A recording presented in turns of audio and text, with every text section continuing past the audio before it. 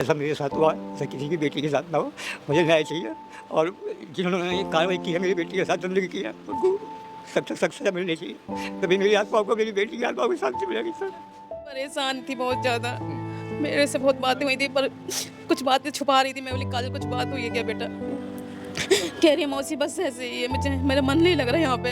ये सारा काम आधे घंटे में हो गया है और आधे घंटे में प्रक्रिया इतनी रही है कि लड़की ने किवाड़ बंद करेंगे उसी आधे घंटे के भीतर 12 फीट ऊँचे पंखे पर मतलब वो चुन्नी डाली है उस तरह कोट के मरीज बता रहे हैं वो लोग। मैं लैट्रिन टॉयलेट सब करती हूँ उनका, मतलब कि उनको सब कुछ करना पड़ता था, काम घर का भी बाहर का भी, लेकिन उन्हें इतना करा जाता था कि मतलब वो उन्होंने टॉर्चर बहुत ज़्यादा किया। वही शराब पी लेना उसके साथ मारा पीटी करना सोये वाली घटना हुई। हमने समझा पिला कर लड़की को भेज दिया।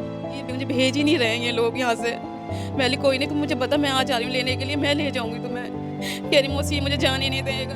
उसे प्रचारित करते थे बाँझ कह के उसको, सास भी देवर भी सभी पूरा परिवार उसको प्रचारित करा रहा था। क्या बोलते थे? भाई तू बाँझ है तेरे बच्चे नहीं होंगे।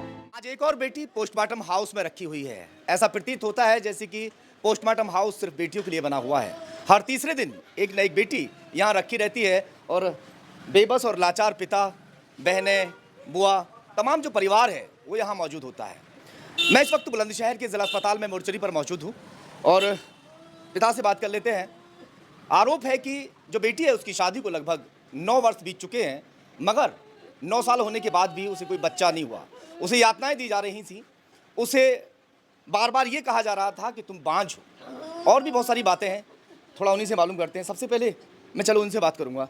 बहन बात करेंगे थोड़ा सा, आपकी कौन लगती है? मैं मौसी हूँ आप उसकी। मौसी? आखिरी बार कब बात हुई थी आपकी? मेरी संडे को बात हुई थी उससे। क्या बातचीत होती है? उसका वो बहुत परेशान थी बहुत ज़्यादा।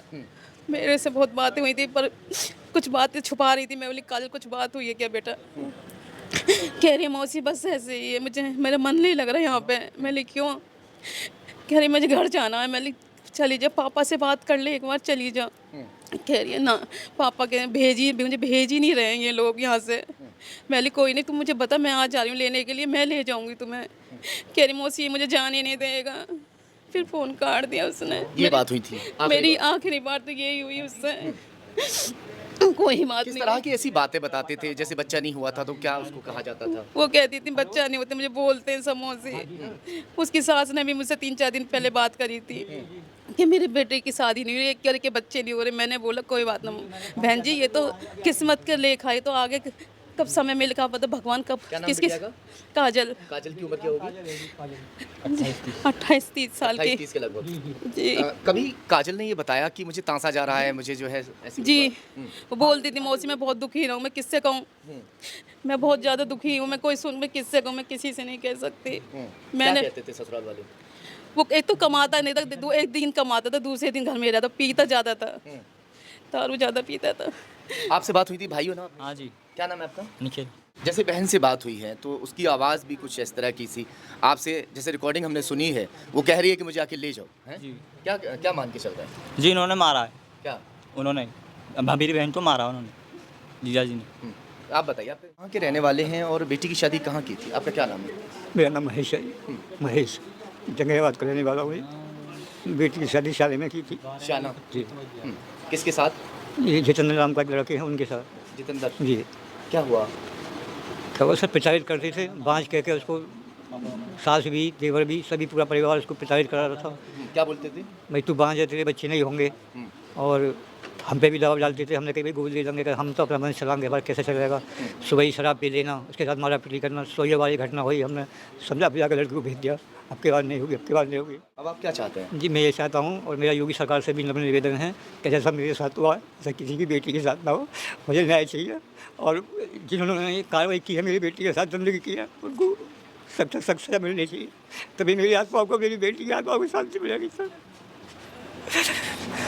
आपने रिकॉर्डिंग में सुना है बेटी क्या कह रही है? मुझे आके ले जा, भाई से बोल रही है। हाँ अपने भाई से। से बोलिएगा कल आप तो दोनों आ आपने जाओ। लेने के लिए नहीं भेजा बेटी को? नहीं उन्होंने बोला था कल आ जाओ आप, अब रात हो रही है 11 बजे, कल आप जरूर दोनों आ जाओ। अच्छा। 8:50 पे मेरी बात हुई है और 9:32 पे कोतवाली से फ़ोन लगाया कि आपकी लड़की ने सुसाइड कर लिया। यानी ये सारा काम आधे घंटे में हो गया है और आधे घंटे में प्रक्रिया इतनी रही है कि लड़की ने किवाड़ बंद करेंगे उसी आधे घंटे के भीतर 12 फीट ऊँचे पंखे पर मतलब वो चुन्नी डाली है उस तरह कोट के मरीज बता रहे हैं वो लोग। उसके बाद एक जंगला लगा हुआ है, उस पर अलमारी वो जंगले पे वो मच्छर वाली वो लगी हुई है, वो उन्होंने दिखाई है कि इस तोड़ के हमने वो निकाली है। जबकि ये उसके बाद फिर ये प्राइवेट हॉस्पिटल में ले गए हैं उसी आधे घंटे के भीतर। उसके बाद फिर वहाँ से मना कर दी गई है कि कुछ नहीं है, फिर सरकारी हॉस्पिटल ले गए हैं, फिर वहाँ पुलिस आई है। मतलब ये 8:50 बात हुई है जब तक ये हुई है कि आप आ जाओ पापा कल, और उसके बाद 10:25 तक कोतवाली से कॉल आ गई है कि आपकी लड़की ने सुसाइड कर लिया, आ जाओ। तो क्या ये संभव है कि आधे घंटे में, जबकि मेरी 8:50 से बात हुई है? आपको क्या लगता है? महाराज जी डेफिनेटली 100% श्योर, और पूरे परिवार का हाथ। आपसे कभी बात होती थी उनकी? हाँ, कभी कभी होती थी क्या मेरी आप बात। कौन लगती हैं? मैं मामी लगती क्या नाम है हूँ, आपका? नैना। क्या हुआ है थोड़ा बताइए। और जिस तरह से काजल से आपकी बात होती थी, उसकी बातों से क्या प्रतीत होता है? नहीं, मुझे ऐसा ही लगता था कि उन्हें टॉर्चर किया जाता था। हाँ। क्योंकि वो जब भी करती थी ना, ऐसे ही बात करती थी, मामी मेरे बच्चे नहीं हो रहे हैं, मेरे को ये दुख है। तो हमने बोला हो जाएंगे, ऐसा कुछ नहीं है। फिर उसके बाद जब उन्होंने फ़ोन किया है अपने पापा को बुलाने के लिए, तो वो आएंगे ना। अगर उन्हें नहीं करना था फ़ोन, तो वो सुसाइड ही कर लेती ना सीधा। अगर उन्हें सुसाइड ही करना था, ये सुसाइड नहीं है, मर्डर का केस है। हाँ, उन्होंने खुद ने ही किया है, उन लोगों ने, और ये सुसाइड का केस बना दिया है।